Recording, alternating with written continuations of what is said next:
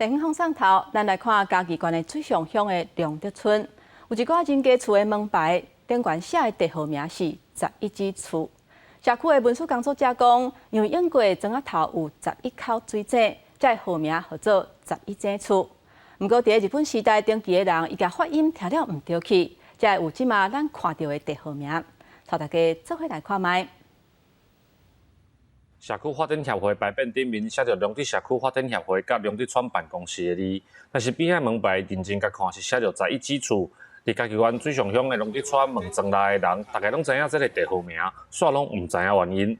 唔知啊，你唔知啊？哎，古早的安尼啊。知道教师一直说啊，不知道由来是什么。嘉义县水上乡的良德社区过去庄内有11口井，所以叫做11井厝。 后来变做11支厝，是因为日本时代行政单位听无台语造成的误会。日据时代日本人统治台湾，办理户籍登记，然后因为毕竟台湾人跟日本人的语言不通，所以在地人会说11井厝，日本人可能误会就写11支厝。字甲井都同迄个音差无偌济啊，甲伊就是迄个。